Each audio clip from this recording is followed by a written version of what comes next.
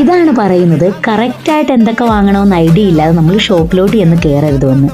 അതെങ്ങനെ നമ്മളെ ക്യാൻവാസ് ചെയ്യാനായിട്ട് 1 ബൈ ഗെറ്റ് 1 ഫ്രീ, 499, 399 ഇങ്ങനെയൊക്കെ പറഞ്ഞ ഒരു ഓഫറുകൾ കാണിക്കുമല്ലേ. അപ്പം നമുക്ക് വേണ്ടത് ഏത് വേണ്ടാത്ത ഏതെന്ന് അറിയാതെ തന്നെ നമ്മൾ എന്തൊക്കെയോ എടുക്കും.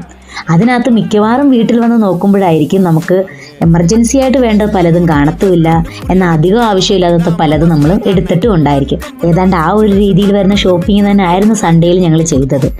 ഞങ്ങൾക്ക് വിന്ററിലേക്ക് വേണ്ട കുറച്ച് ഡ്രസ്സൊക്കെ എടുക്കണമായിരുന്നു. എടുത്തോന്ന് ചോദിച്ചാൽ എടുത്ത്, എന്നാൽ ആവശ്യമില്ലാത്ത കുറച്ച് പാത്രങ്ങൾ വാങ്ങി കൂട്ടുകയും ചെയ്തു.